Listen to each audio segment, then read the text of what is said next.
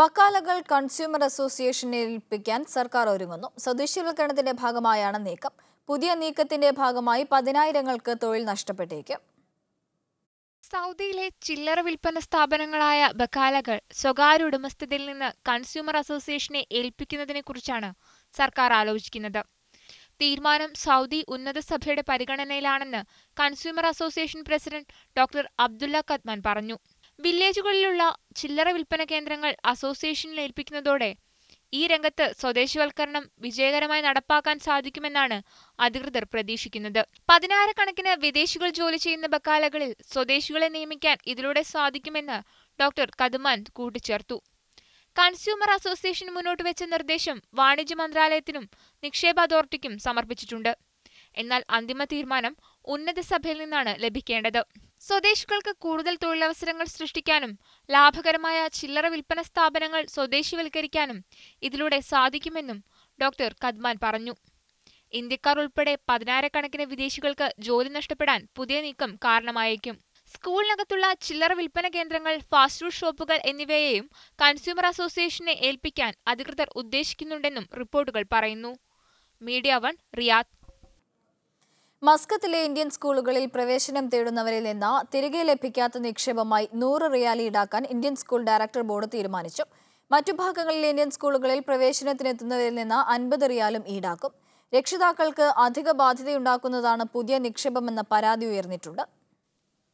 ആദ്യ നറുക്കെടുപ്പിൽ തെരഞ്ഞെടുക്കപ്പെട്ട കുട്ടികൾക്ക് ഈ മാസം 19 വരെയാണ് ഫീസ് അടച്ച പ്രവേശനം നേടാൻ സമയം നൽകിയിട്ടുള്ളത്. ഇതനുസരിച്ച് വ്യാഴാഴ്ച പ്രവേശനം നേടാൻ എത്തിയപ്പോഴാണ് പലരും ഫീസ് വർധനവിനെ കുറിച്ച് അറിഞ്ഞത്. തലസ്ഥാന ഗവർണറേറ്റിൽ ചില സ്കൂളുകളിൽ പ്രവേശനം തേടാനെത്തിയ രക്ഷകർത്താക്കൾ ഫീസ് വർധനവിനെതിരെ സംഘടിതമായി പ്രതിഷേധിച്ചു. തലേ ദിവസം വരെ വെബ്സൈറ്റ് പരിശോധിച്ചിരുന്നെങ്കിലും ഫീസ് വർധനവിനെ കുറിച്ച് യാതൊരു സൂചനയും ഉണ്ടായിരുന്നില്ലെന്ന് രക്ഷകർത്താക്കൾ പറഞ്ഞു. ചില ഇന്ത്യൻ സ്കൂളുകളിൽ പ്രവേശന സമയത്ത് 3 മാസത്തെ ഫീസ് ഒന്നിച്ചടയ്ക്കണമെന്ന വ്യവസ്ഥയുണ്ട്. ഈ സ്കൂളുകളിൽ KG പ്രവേശനത്തിനെത്തുന്ന കുട്ടിയുടെ രക്ഷിതാവ് 350-ലധികം റിയാൽ പ്രവേശന സമയത്ത് നൽകേണ്ടി വരും. അതോടൊപ്പം ഇന്ത്യൻ സ്കൂൾ, മസ്കത്ത് അടക്കമുള്ള പല സ്കൂളുകളും ട്യൂഷൻ ഫീസും വർദ്ധിപ്പിക്കുന്നുണ്ട്. നിലവിലെ സാമ്പത്തിക സാഹചര്യത്തിൽ സാധാരണ രക്ഷിതാവിന് ഈ തുക വലിയ ബാധ്യതയാണ് സൃഷ്ടിക്കുന്നത്. ഇത്രയും വലിയ സംഖ്യ ഒരുമിച്ചടയ്ക്കാൻ കഴിയില്ലെന്നാണ് പുതുതായി പ്രവേശനം നേടുന്ന വിദ്യാർത്ഥികളുടെ രക്ഷിതാക്കൾ പറയുന്നത്. Media 1 Muscat. രാജ്യത്തിന് വിദേശ നാണ്യം നേടിത്തരുന്ന പ്രവാസികൾക്ക് പ്രതിസന്ധികൾ ഉണ്ടാകുമ്പോൾ അവർക്ക് കൈത്താങ്ങാകാൻ ഏതൊരു സർക്കാരിനും ബാധ്യതയുണ്ടെന്ന് മുസ്ലിം ലീഗ് നേതാവ് സാദിഖ് അലി ശിഹാബ് തങ്ങൾ. മലപ്പുറം ജില്ലാ KMCC ജിദ്ദ കമ്മിറ്റി ഏർപ്പെടുത്തിയിരിക്കുന്ന കുടുംബ സുരക്ഷാ പദ്ധതിയിൽ മുൻ പ്രവാസികളെ കൂടി ഉൾപ്പെടുത്തിയതായും അദ്ദേഹം അറിയിച്ചു.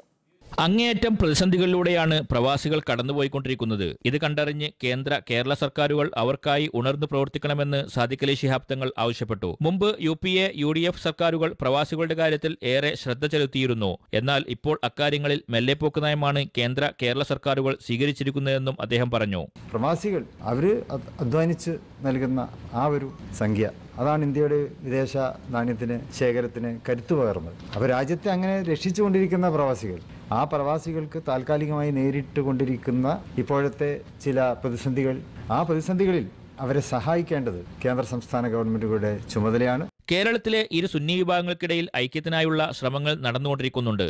ഇക്കാര്യത്തിൽ ശുഭപ്രതീക്ഷയുണ്ടെങ്കിലും ചില കോണുകളിൽ നിന്നുള്ള പ്രതികരണങ്ങൾ ആശാവഹമല്ലെന്നും സാദിഖ് അലി ശിഹാബ് തങ്ങൾ പറഞ്ഞു.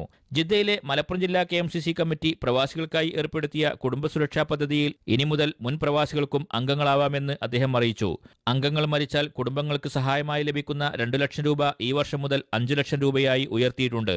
മാരക രോഗങ്ങളാൽ പ്രയാസപ്പെടുന്നവർക്ക് 30,000 രൂപയോളം ചികിത്സാ ആനുകൂല്യവും ലഭിക്കും. പദ്ധതിയിൽ മതരാഷ്ട്രീയ ഭേദമന്യേ സ്ത്രീകൾ ഉൾപ്പെടെയുള്ള മുഴുവൻ പ്രവാസികൾക്കും മുൻ പ്രവാസികൾക്കും അംഗത്വമെടുക്കാവുന്നതാണ്. ഇതിനോടകം 100 കണക്കിന് ആളുകൾക്ക് സഹായങ്ങൾ നൽകാൻ സാധിച്ച പദ്ധതിയിൽ ഈ വർഷം 10,000-ലധികം അംഗങ്ങളെ ചേർക്കാനാണ് കമ്മിറ്റി ലക്ഷ്യമിടുന്നതെന്ന് ഭാരവാഹികൾ അറിയിച്ചു. ഗഫൂർ പട്ടിക്കാട്, ഉബൈദുള്ള തങ്ങൾ, ലത്തീഫ് മുസ്ലിയാരങ്ങാടി, VP ഉനൈസ്, PC റഹ്മാൻ തുടങ്ങിയവരും വാർത്താസമ്മേളനത്തിൽ സംബന്ധിച്ചു. Media 1 Jeddah.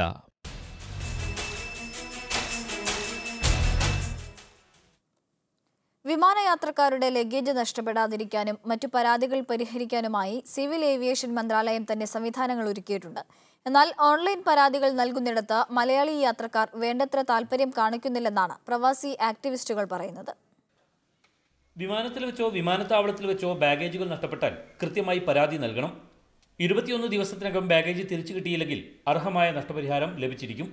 ഇങ്ങനെ ഏതൊരു പരാതിയും വിരൽത്തുമ്പിൽ നൽകാവുന്ന സംവിധാനങ്ങളാണ് ഇന്ത്യൻ സിവിൽ ഏവിയേഷൻ മന്ത്രാലയം ഒരുക്കിയിരിക്കുന്നത്. ആരുടെയെങ്കിലും ലഗേജ് അങ്ങനെ നഷ്ടപ്പെട്ട് കഴിഞ്ഞാൽ നമ്മൾ ഉടനെ ചെയ്യേണ്ടത് പ്രോപ്പർട്ടി ഇറഗുലാരിറ്റി റിപ്പോർട്ട് അത് കൃത്യമായി പൂരിപ്പിച്ച് വിശദ വിവരങ്ങൾ അതിൽ കൊടുക്കുക. 21 ദിവസത്തിൻ്റെ ഉള്ളിൽ അത് കണ്ടെടുക്കപ്പെട്ടിട്ടില്ലെങ്കിൽ ആണ് അത് ലോസ്റ്റ് എന്നുള്ള വിഭാഗത്തിലേക്ക് മാറ്റുന്നത്. ഇനി ലഗേജിൽ നിന്ന് നഷ്ടപ്പെടുന്ന വസ്തുക്കൾ കണ്ടെടുക്കാനാണെങ്കിൽ CISFന്റെ വെബ്സൈറ്റിൽ ലോസ്റ്റ് ആൻഡ് ഫൗണ്ട് വിഭാഗത്തിൽ തിരയാനാവും. ഇന്ത്യയിൽ സർവീസ് നടത്തുന്ന മുഴുവൻ എയർലൈനുകളുടെയും രാജ്യത്തെ മുഴുവൻ വിമാനത്താവളങ്ങളിലെയും വിവരങ്ങൾ വിരൽത്തുമ്പിലെത്തും. ഇതിനു പുറമെയാണ് മന്ത്രാലയം പുറത്തിറക്കിയ എയർ സേവ ആപ്പ്. പരാതിപ്പെട്ട് മിനിറ്റുകൾക്കകം മറുപടിയും പരിഹാരവും ലഭിക്കുന്നതായാണ് അനുഭവസ്ഥർ പറയുന്നത്. ഓൺലൈൻ ആപ്ലിക്കേഷനാണ് എയർ സേവ. ഇതുവഴി നമുക്ക് ഉണ്ടാകുന്ന കംപ്ലൈൻറ്റുകൾ ഇതുവഴി ചെയ്തു കഴിഞ്ഞാൽ കറക്റ്റായിട്ടുള്ള അതിനുള്ള ആൻസറുകളും അതിനുള്ള റെഫറൻസ് നമ്പറുകളും നമുക്ക് കിട്ടുന്നുണ്ട്. ലഗേജ് നഷ്ടപ്പെടുന്നത് അടക്കമുള്ള വിമാനയാത്രക്കാരനുഭവിക്കുന്ന വിവിധ പരാതികൾക്ക് കൃത്യമായി പരിഹാരം കാണാനുള്ള സംവിധാനങ്ങളാണ് ഇന്ത്യയിലുള്ളത്. ഒരു വർഷത്തിനകം 3 കോടി രൂപയാണ് ഇങ്ങനെ നഷ്ടപരിഹാരമായി നൽകിയിട്ടുള്ളത്.